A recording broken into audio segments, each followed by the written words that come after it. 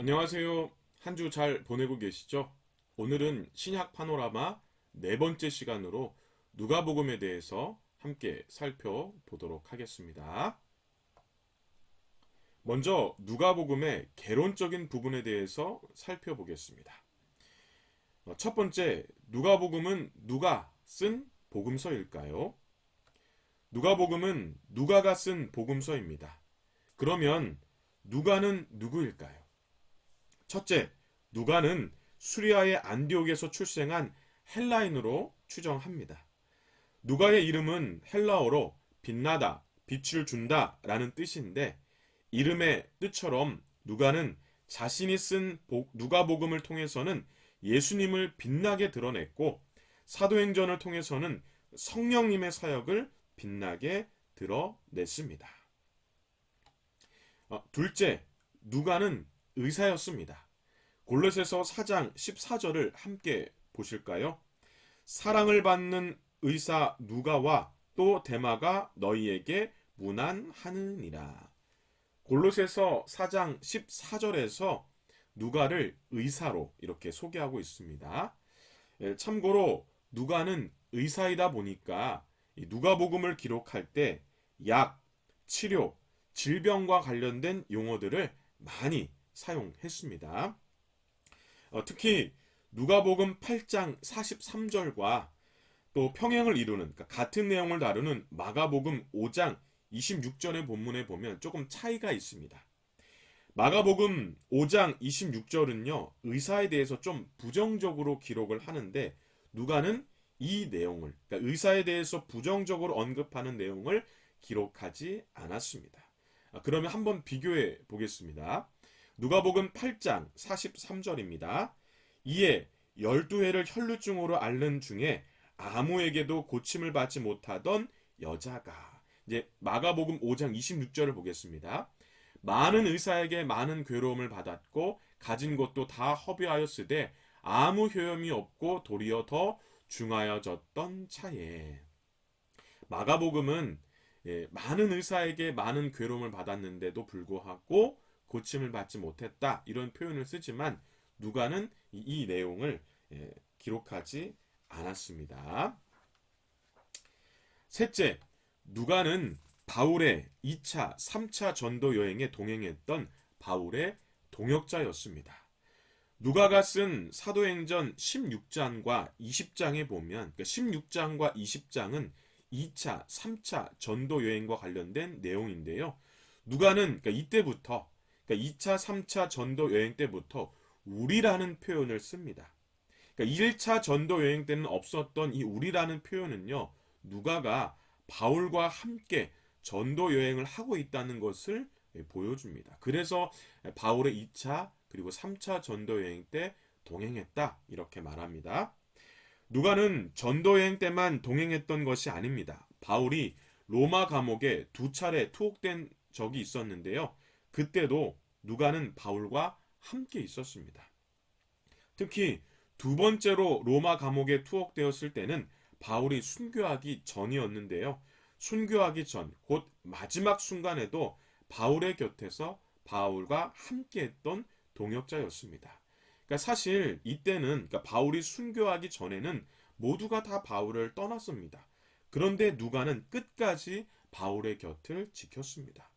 바울이 두 번째 로마 감옥에서 쓴 서신, 곧 마지막 서신인 이 디모데 후서 4장 10절과 11절의 내용을 함께 보겠습니다.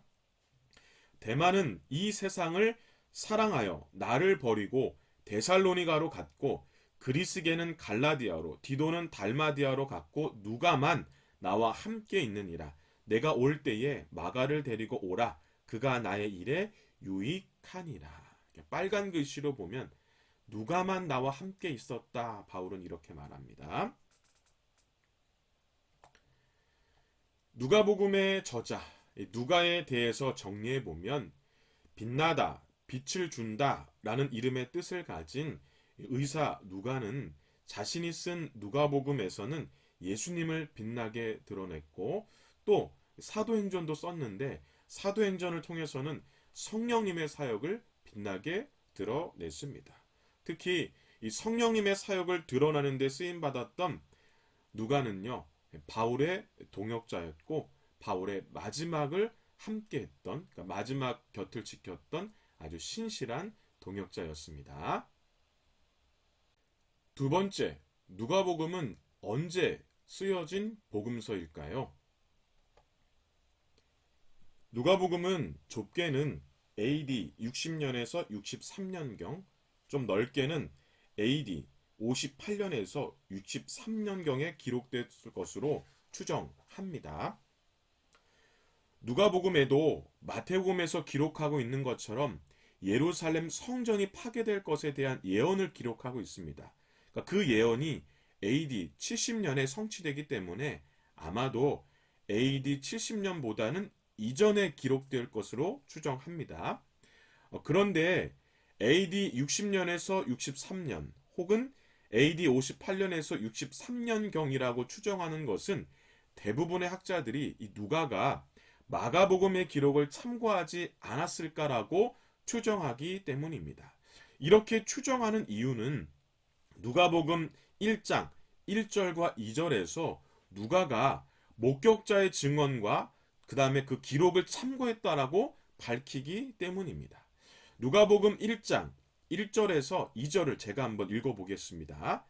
우리 중에 이루어진 사실에 대하여 처음부터 목격자와 말씀에 일꾼된 자들이 전하여 준 그대로 내역을 저술하려고 붓을 든 사람이 많은지라. 그러니까 목격자의 증언 그리고 목격자의 그 기록들을 참고했다, 이렇게 지금 밝히고 있는 겁니다. 누가가 밝히고 있는 것처럼 이 대부분의 학자들이 누가가 마가복음의 기록을 참고하지 않았을까라고 추정하는데, 우리 지난주에 살펴본 것처럼 마가복음은 AD 55년에서 63년경에 기록된 것으로 추정하거든요. 그래서 누가복음은 마가복음보다는 조금 후에, 그래서 AD 60년에서 63년 혹은 AD 58년에서 63년경에 기록됐을 것으로 이렇게 추정을 합니다. 세 번째, 누가복음의 독자는 누구일까요? 누가복음은 다른 복음서와 달리 독자를 밝히고 있습니다. 누가복음 1장 1절에서 4절에 보면 누가복음의 독자를 데오빌로다라고 말합니다. 누가복음 1장 1절에서 4절을 한번 읽어보겠습니다. 우리 중에 이루어진 사실에 대하여 처음부터 목격자와 말씀에 일꾼된 자들이 전하여 준 그대로 내력을 저술하려고 붓을 든 사람이 많은지라. 그 모든 일을 근원부터 자세히 미루어 살핀 나도 데오빌로 각하에게 차례대로 써 보내는 것이 좋은 줄 알았노니 이는 각하가 알고 있는 바를 더 확실하게 하려 함이로다. 자, 그러면 이 데오빌로는 누구일까요? 사실 데오빌로가 누구인지에 대해서 알 수 있는 정확한 기록은 없습니다. 헬라어로 데오빌로는 하나님의 사랑을 받는 자라는 뜻인데, 이름의 뜻 때문에 어떤 학자들은 데오빌로는 하나님의 사랑을 받는 모든 그리스도인들을 대표하는 가상의 인물이 아닌가라고 추측하기도 합니다. 하지만 누가가 데오빌로에게 이 각하라는 호칭을 쓰는데, 각하라는 호칭은 총독처럼 고위 신분에만 붙이는 호칭이기 때문에 분명 이 가상인물은 아닐 것이고 아마 특정한 실존 인물이었을 것입니다. 그러면 왜 누가는 마치 데오빌로만 누가복음을 받아보는 것처럼 썼을까요? 그러니까 왜 데오빌로에게 썼을까요? 그것은 당시 헬라 문화의 독특한 관습 때문입니다. 헬라 문화에서는 책을 쓰는 저술가들이 자신이 쓴 책을 명성 있는 인물에게 헌정하는 그런 관습이 있었습니다. 명성 있는 인물에게 자신의 책을 헌정하는 이유는 더 높은 권위와 더 많은 독자를 확보하기 위해서입니다. 그러니까 책에 대한 권위도 높이고 독자도 확보하기 위해서 명성 있는 인물에게 이렇게 자신의 책을 헌정했다는 겁니다. 즉 누가는 당시 각하라고 불릴 만큼 명성 있는 데오빌로에게 누가복음을 헌정해서 많은 헬라인 독자를 확보하려고 했던 것입니다.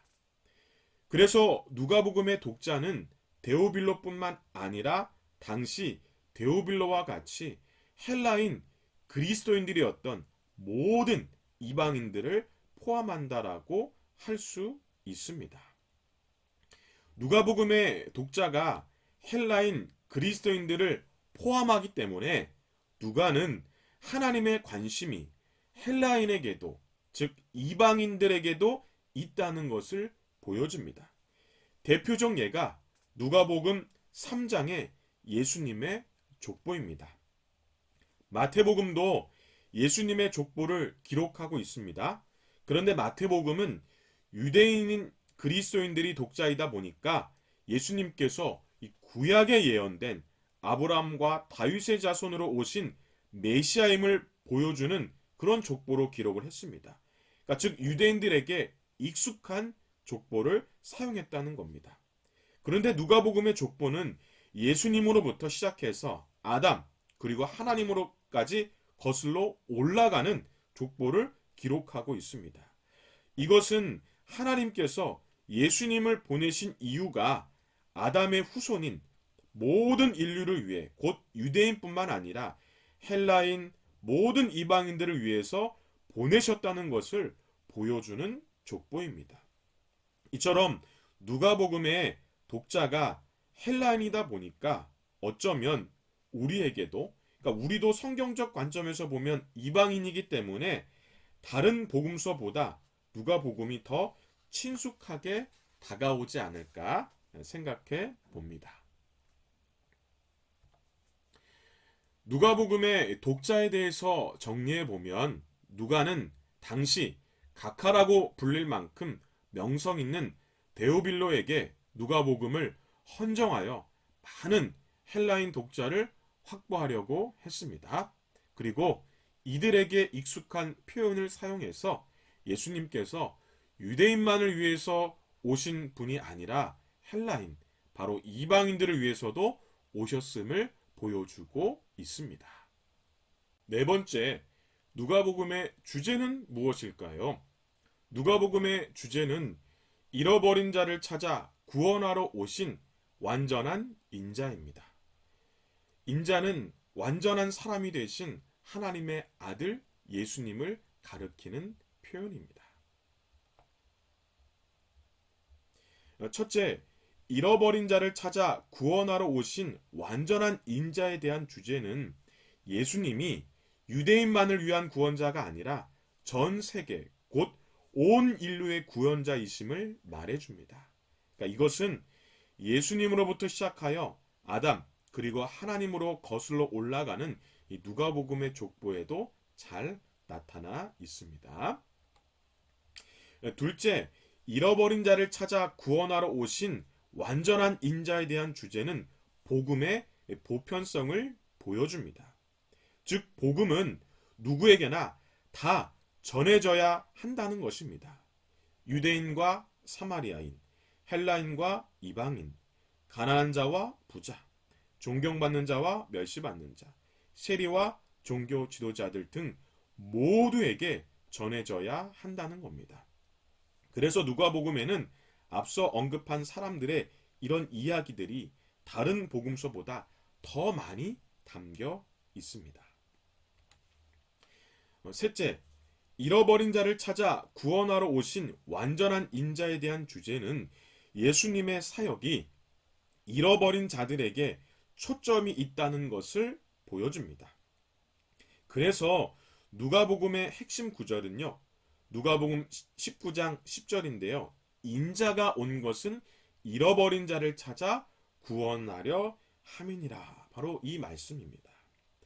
그러면 누가복음에서 말하는 잃어버린 자는 누구일까요? 잃어버린 자는 당시 여러 이유로 멸시받고 차별받아 소외된 모든 사람들을 말합니다. 예를 들어 남성과 여성, 유대인과 사마리아인, 또 유대인과 헬라인, 가난한 자와 부자, 세리와 종교 지도자들, 이들 중에서 누가 더 멸시를 받고 차별을 받았을까요? 여성입니다. 사마리아인입니다.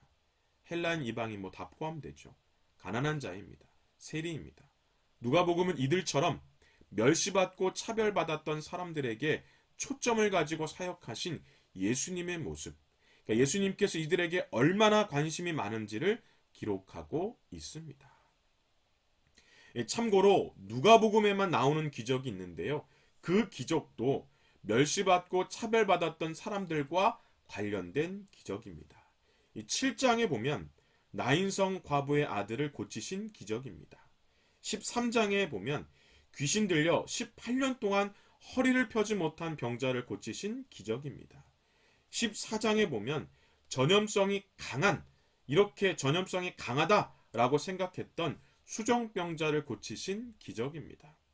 17장에 보면 진영 밖에 살았던, 그러니까 공동체에서 격리되어 살았던 10명의 나병 환자를 고치신 기적입니다. 그리고 22장에 보면 대제사장의 종의 귀를 붙여주신 기적입니다. 과부, 귀신 들린 자, 전염성이 강한 병자, 진영 밖에서 격리된 나병 환자, 그리고 종, 이런 사람들은 당시 멸시받고 차별받고 소외받았던 사람들입니다. 예수님은 온 인류를 위해 오셨습니다. 복음은 모두에게 전해져야 합니다. 예수님의 사역은 잃어버린 자들에게 초점이 있습니다. 그러니까 관심이 많습니다. 이것이 누가복음의 주제를 세부적으로 나눈 것인데, 누가복음의 이러한 주제는 우리가 누구에게 관심을 가져야 하는지를 보여준다라고 할 수 있습니다. 그러니까 누구에게 관심을 가지며 살아야 하는지를 가르쳐 주는 것입니다. 다섯 번째, 누가복음의 특징은 무엇일까요? 5가지로 그 특징에 대해서 살펴보겠습니다. 첫째, 누가복음은 헬라인들을 위한 복음서라고 할 수 있습니다. 앞서 살펴본 것처럼 누가복음은 데오빌로뿐만 아니라 당시 데오빌로와 같이 헬라인 그리스도인들이었던 모든 이방인들을 위한 복음서입니다. 헬라인을 위한 복음서이다 보니 누가는 유대인들에게 익숙한 구약보다는 헬라인들에게 익숙한 비유를 많이 사용했습니다. 그래서 누가복음에는 다른 복음서보다 비유로 말씀하실 때라는 표현이 더 많이 나옵니다. 참고로 다른 복음서에는 없고 누가복음에만 나오는 비유가 무려 10개나 됩니다.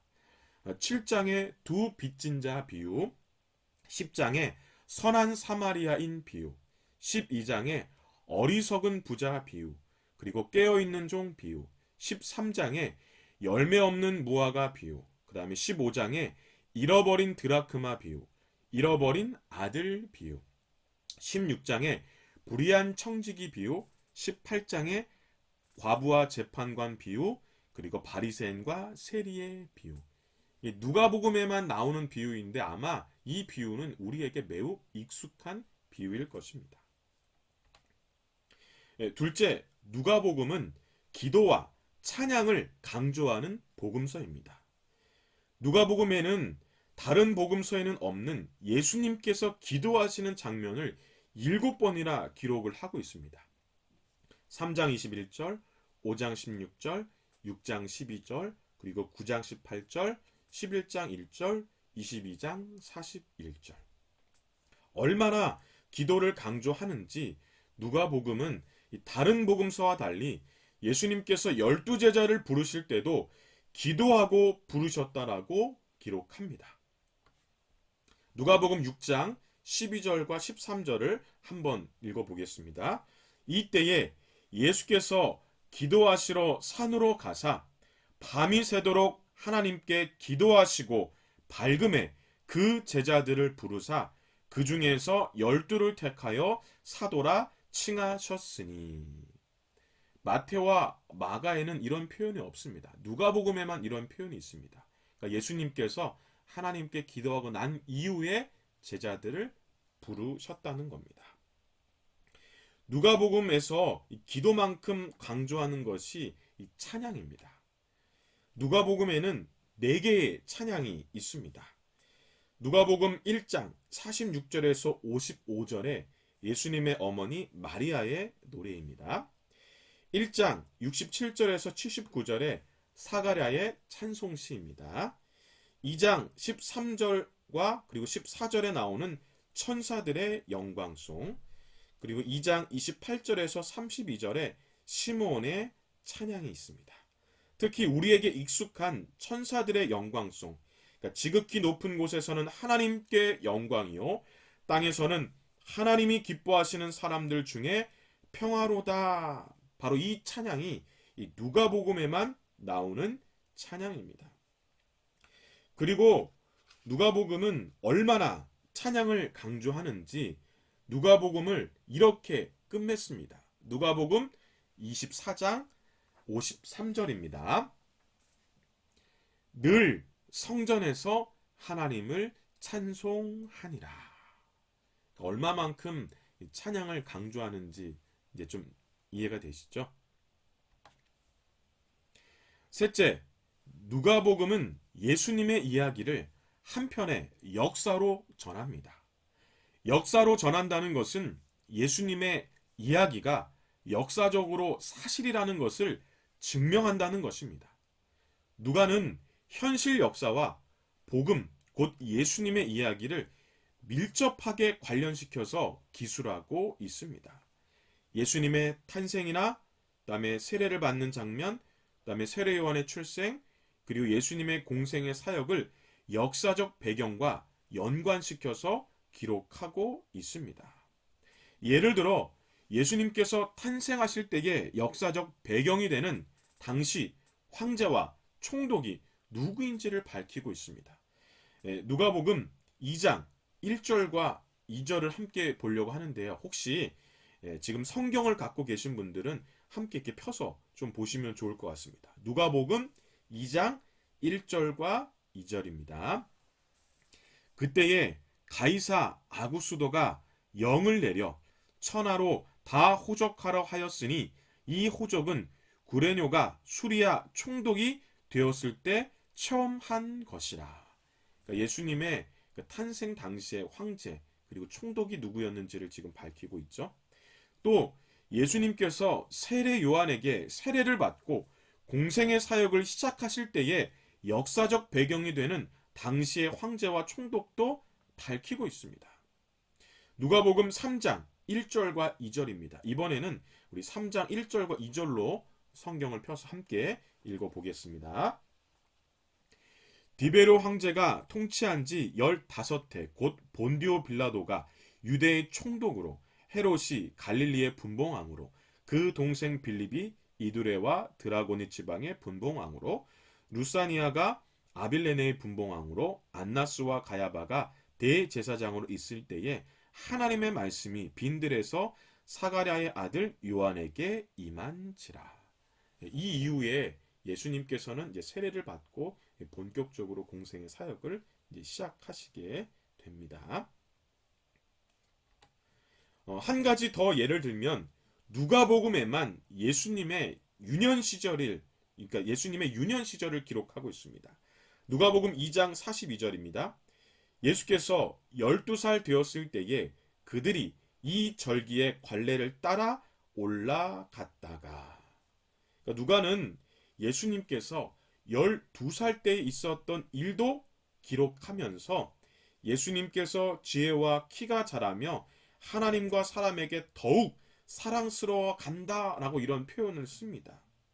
이렇게 예수님의 유년 시절을 기록하는 이유는 예수님께서 갑자기 나타나신 분이 아니라 탄생하셨고 유년 시절을 보내서 이 공생의 사역을 시작하신 바로 이 역사적 흐름에 따라서 예수님께서 지금 이렇게 사역을 하고 계신다는 것을 보여주기 위해서입니다. 넷째, 누가복음의 사건의 배열은 역사적 순서를 따릅니다. 그러니까 참고로 마태복음의 경우는 주제별로 사건을 배열을 했죠. 마가복음의 경우는 사건과 사건의 연결성을 가지고 배열을 했습니다. 그런데 누가는 역사적 순서로 사건을 배열하다 보니까 예수님의 탄생, 그 다음에 유년 시절, 공생의 사역 이렇게 내용을 배열했습니다. 또 누가는 그 후에 라는 표현을 좀 자주 썼는데요. 이 표현을 통해서 사건과 그리고 그 다음에 오는 사건이 바로 역사적인 이 순서를 따르고 있다는 것을 보여주려고 했습니다. 참고로 누가는 의사이지만 역사가적인 면모도 있었기 때문에 역사적 순서로 내용을 나열하려고 했습니다. 그래서 예수님의 일대기와 관련된 애니메이션이나 영화를 만들 때는 대부분 누가복음을 참고합니다. 교회에서 예수님과 관련된 성극을 할 때도 대부분 누가복음을 참고합니다. 다섯째, 누가복음은 예수님의 사역에서 성령님의 역할을 강조합니다. 그래서 누가복음 4장에 보면 성령의 충만함을 입어 광야에서 시험을 받았다라고 합니다. 그리고 공생의 사역을 본격적으로 시작하실 때 예수님께서 이런 말씀을 하십니다. 누가복음 4장 18절과 19절입니다. 주의 성령이 내게 임하셨으니 이는 가난한 자에게 복음을 전하게 하시려고 내게 기름을 부으사 나를 보내사 포로된 자에게 자유를 눈먼 자에게 다시 보게 함을 전파하여 눌린 자를 자유롭게 하고 주의 은혜의 해를 전파하게 하려 하심이라 하였더라. 그러니까 주의 성령께서 이제 임하셔서 예수님께서 이제 본격적으로 사역을 시작하시는 것처럼 지금 말씀하고 있거든요. 이렇게 누가복음은 예수님의 사역에서 이 성령님의 역할을 매우 강조하는 복음서입니다. 누가복음의 특징에 대해서 정리해 보면 누가복음은 헬라인들을 위한 복음서이고 기도와 찬양을 강조하는 복음서이고 예수님의 이야기를 한 편의 역사로 전한다는 겁니다. 그래서 누가는 사건을 역사적 순서에 따라서 배열을 하고 있고요. 그리고 그 사건마다 성령님의 역사를 강조하고 있습니다. 다음으로 누가복음의 내용과 관련된 부분을 살펴보겠습니다. 누가복음의 내용은 주제와 관련해서 크게 세 부분으로 나눌 수 있습니다. 누가복음의 주제가 무엇이었죠? 잃어버린 자를 찾아 구원하러 오신 완전한 인자입니다. 바로 이 주제를 가지고 누가복음은 크게 세 부분으로 이렇게 내용을 나눕니다. 그래서 첫 번째 부분은 1장 1절에서 4장 13절까지 잃어버린 자를 찾기 위한 인자의 등장입니다. 잃어버린 자를 찾기 위한 인자의 등장은 1장 1절에서 4절의 인자의 등장 목적과 그 다음에 1장 5절에서 4장 13절의 인자의 탄생과 사역 준비로 이렇게 나눌 수 있습니다. 두 번째 부분은 4장 14절부터 19장 27절까지 잃어버린 자를 찾기 위한 인자의 사역입니다. 잃어버린 자를 찾기 위한 인자의 사역은 인자의 전기 사역, 그러니까 4장 14절에서 9장 50절과 후기 사역, 9장 51절에서 19장 27절로 이렇게 나눌 수 있습니다. 세 번째 부분은 19장 28절부터 24장 53절까지 잃어버린 자에 대한 인자의 구원 성취입니다. 그러니까 잃어버린 자에 대한 인자의 구원 성취는 인자의 고난, 그러니까 19장 28절에서 23장 56절까지이고요. 그 다음에 부활 24장 1절에서 53절, 그러니까 24장의 전체적인 내용이 부활입니다. 이렇게 나눌 수 있습니다. 누가복음의 내용에서 좀 눈여겨볼 대목은 세 번째 부분 24장의 부활에 대한 내용입니다. 누가는 다른 복음서와 달리 예수님의 부활을 상세하게 다루고 있습니다. 이것은 누가가 쓴 다른 책 사도행전과의 연결을 위해서입니다. 누가는 예수님의 부활 사건을 예루살렘 지역에 국한시키고 예루살렘을 떠나지 말라는 명령대로 늘 성전에 모여 찬송하는 이 제자들의 모습을 기록함으로써 자연스럽게 사도행전의 시작과 연결시키려고 했던 겁니다. 그래서 사도행전 1장에서는 누가복음 24장의 내용을 요약적으로 다시 한번 언급하는 겁니다. 내용에 대한 부분은 한번 이렇게 읽어보시면 좀 더 도움이 될 것입니다. 마지막으로 누가복음의 결론에 대해서 살펴보도록 하겠습니다. 누가복음의 결론은 누가복음의 주제와 특징을 정리해서 내린 결론입니다. 첫째, 누가복음은 예수님처럼 잃어버린 자들에게, 멸시받고 차별받고 소외된 자들에게 관심을 가져야 한다라고 교훈합니다. 둘째, 누가복음은 예수님처럼 기도하고 예수님을 기쁨으로 찬양해야 한다라고 교훈합니다. 셋째, 누가복음은 예수님의 이야기가 분명한 역사적 사실이고 역사적 사실인 예수님의 이야기, 곧 복음은 누구에게나 전해져야 한다라고 교훈합니다. 마지막 넷째, 누가복음은 예수님처럼 성령에 충만한 삶을 살아야 한다라고 교훈합니다. 오늘은 신약 파노라마 4주차 강의 누가복음에 대해서 살펴보았습니다. 누가복음의 결론처럼 잃어버린 자들에게, 멸시받고 차별받고 소외된 자들에게 관심을 갖는 성도님들이 되셨으면 좋겠습니다. 또 예수님처럼 기도하고 예수님을 기쁨으로 찬양하고 많은 사람들에게 예수님을 전하는 성도님들이 되셨으면 좋겠습니다. 마지막으로 날마다 성령으로 충만한 삶을 사는 성도님들이 되셨으면 좋겠습니다.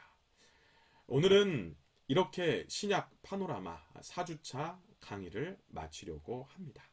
늦은 시간까지 들어주셔서 감사합니다.